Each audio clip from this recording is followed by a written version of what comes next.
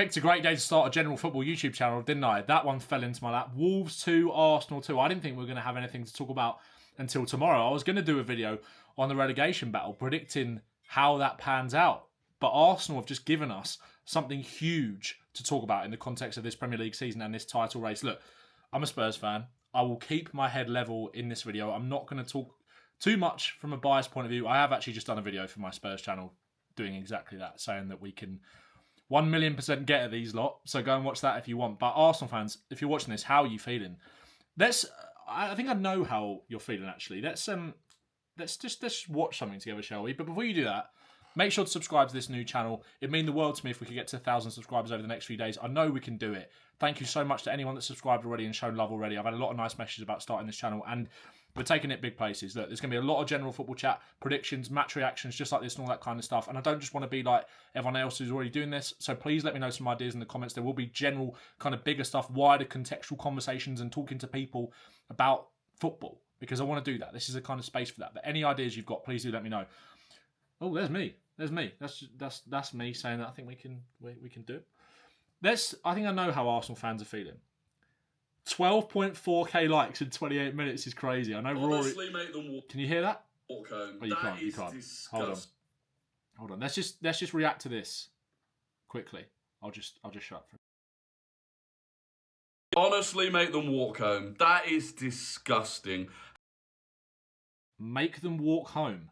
That is disgusting from Rory. Look at the comments.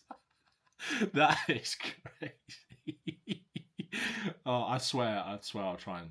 I swear, I'll keep it. I'll keep it that way. How have you just gone to a relegated team? They have all accepted they are relegated. They're done. No motivation. Really? And yet you've been outfought by them. You've been embarrassed by them. How can you expect to win a title? How can you expect to shake this tag that you as players have? And this is on you. Every single one of those players. You have a tag of being weak and pathetic and bottling it. And that's how you convince people that, no, that's not you. No, that's not us. You've just gone to a relegated Act like bottlers, that's not us. team and thrown a 2-goal lead away. What is wrong with you? This is the most amount of fight you show all night. After the final whistle. No, that's useful, that is. That is really useful for all of us. That was the time to show the fight. This was our second half performance. 3 shots, 1 on target. I'll leave poor Rory alone. I'll leave poor Rory alone. But he's right. He's right. And I think any Arsenal fan that might be watching this video or anyone will look at it and think the same. And also, I want to talk about their first half performance, really, because Arsenal obviously went 1-0 up within the first 5 minutes. Look at the momentum bar. They had all of the possession. Saka scored a good goal. Obviously, signing the new contract, playing in the 10, a new position for him. And it's something that I made a video about on my TikTok a few days ago, talking about Saka in the 10. And although it was Wigan at home in the FA Cup and all those kind of things, you have to take that into account. It's not the hardest game in the world for him to kind of go and shine like that. But I think that could work. I think he's obviously a good ball striker. He's got the physicality to kind of play in there and ride the tackles, etc. I think the fluidity, I think you saw it at times, despite Arsenal not putting their foot down anywhere near enough in the first half. And that's kind of what I want to talk about. But, you know, there were times where, you know, with Saka, he's a right winger. He likes to drift out to that right-hand side. He kind of shows that right-hand side bias. I think there were times where Madueke was coming into the middle and Saka was going out wide. So I think it can add an extra level of kind of fluidity and unpredictability maybe to that Arsenal front line, obviously, which is something that I think they've been missing in terms of being a bit more dynamic in attack. But first half, I mean, 7 shots, 3 on target, 2 big chances. I can't really sort of think of maybe what the other big chance was. Was it the one that who got down the right wing? Was it Timber that kind of got down the right wing in that first half? And I think there was a chance for Martinelli, which Jose Sarr saved, but they didn't put their foot down. They didn't put enough pressure on them. Paul Merson said it going into half-time. Look, Merson's not an Arsenal fan, he's a Chelsea fan, but obviously he wants Arsenal to win this league. And he was kind of saying, I'm disappointed with Arsenal. Connor Cody's saying the same thing. Look, Wolves didn't really do anything, but they started to gain a little bit more confidence as the kind of first half went on. And you can see that in spurts here. They had a few bits of possession around the Arsenal penalty area, but nothing too significant, really.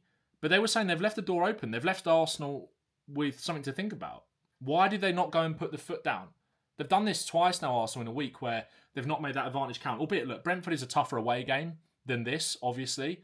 And Wolves, despite the fact that they are playing without fear of relegation because they know it's already happening. Every game's a bit of a free hit to them. They just want to see something to believe in going into the Championship. Rob Edwards getting his ideas into the players. And look, obviously this is with an Arsenal focus, but credit to Wolves as well, by the way, because although Arsenal kind of let them back in, they did. They grabbed that. They saw an opportunity. Hugo Bueno scored a brilliant goal from outside the box, which was a brilliant strike, curling it into the top corner. But you think even then, Arsenal, show a bit about you. Go and put your foot down. Go and get that third. And they had a couple of moments where they just didn't look convincing. They got in behind a couple of times. Wolves kind of pushing up a lot more in that second half, allowing Arsenal that space with the runners that they had on the pitch. Jesus coming on. Trossard obviously coming on for Saka, who went off injured. There was an opportunity there for Arsenal to go and attack that space and go and show more fight to win the game. Or to go and kill the game. Like second half, like Rory says, 3 shots, less than Wolves. They had one big chance in that second half, which they took with the goal from him and Capier. A good underlapping run. I think he's got real quality in the final third. I think he's a good player. But they didn't create anywhere near enough. Anywhere near enough. And this is the thing about this Arsenal team. Like, look at the Premier League table. They've not scored as many goals as Man City. A lot of Arsenal's goals have obviously come from set pieces and those kind of things as well. Obviously, it's not that much in it. But goal differences could become a thing in this as well. And City kind of have that, not the advantage at the moment, but if Arsenal keep chucking things away like this, they're just giving City that sort of confidence. And you must be so disappointed as an Arsenal fan. Games like this, how are you supposed to go and shake that tag if you can't get over the line against Wolves away from home or bottom of the table? We've got absolutely nothing to play for. There are simply no excuses whatsoever. They've got a fairly fully fit squad at the moment, Arsenal as well. Obviously, Havertz missing. Odegaard missing, Marino missing, who are key squad pieces. Marino can pop up with a goal out of nowhere. Havertz, I think, still is their best number 9. And Odegaard, I still think, is their best number 10. Eze's not been anywhere near good enough, really, so far out of that hat-trick against Tottenham. Eze needs to do more. He needs to do more when he came on. Was kind of just too happy to kind of move the ball sideways, not really make anything happen and go and show that the fact that you should be starting in this team, really. And at the back as well. At the back, I can't get the highlights up on screen for now because obviously copyright. But let's look at that second goal, right? Let's look at that second goal for Wolves. Look, there's Rory. Look, straight away. Straight away, there's the big raw dog. Significantly going to go for you. Look at the second goal, right?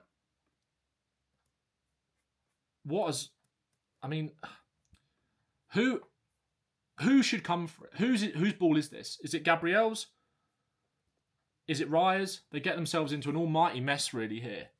And that lack of communication, that lack of cohesion, that lack of kind of togetherness at the back, what's going on there? What has happened to the kind of leadership at Arsenal? When things are going well and things are going right, they look like a tremendous team that are almost infallible, really. There's no real...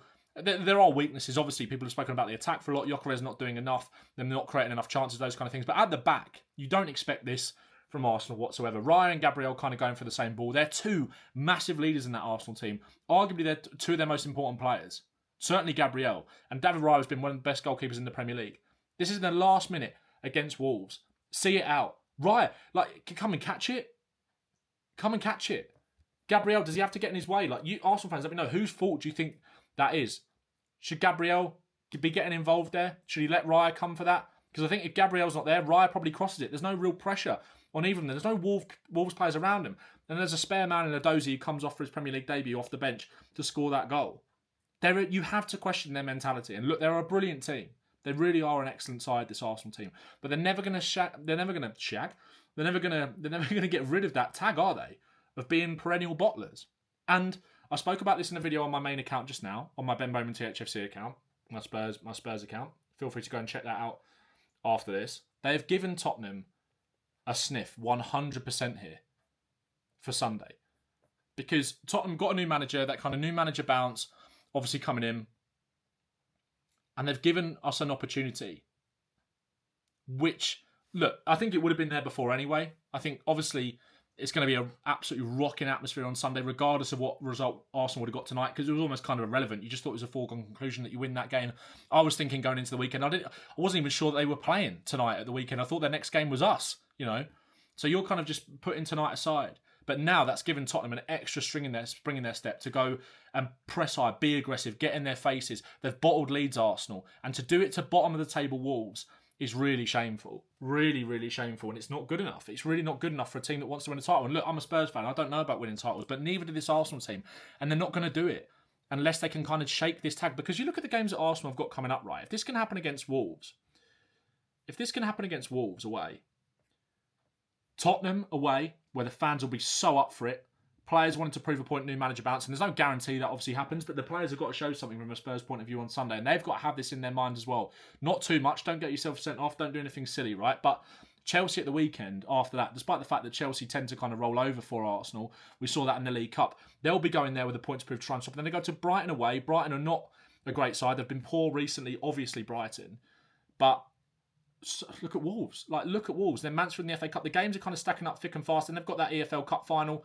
And then these teams, Bournemouth a bit rejuvenated after that. Then they go to City in the league. Newcastle at home, who have picked up their good away form recently. Fulham are a tough team. West Ham away, who are going to be fighting for everything by that point in the season. Then obviously Burnley and Palace, you'd expect them to go and win. But if this can happen against Wolves, it can happen against anyone. And in the Champions League as well, they're in the next phase of that. Those games added onto it. You'd imagine they'll go and beat that side. I don't know who they could potentially get next. Let's have a look at the Champions League. Let's have a look at the Champions League bracket. So Arsenal will get, is it Olympiacos, Bayer Leverkusen, Dortmund or Atalanta? Arsenal in Europe are a different animal, as are the other English teams, evidenced by the fact that Newcastle went and slapped up Karabag in the way that they did, despite how, underwhelming they've been in the league comparatively to the Champions League. But if this can happen against Wolves, it can happen against anybody.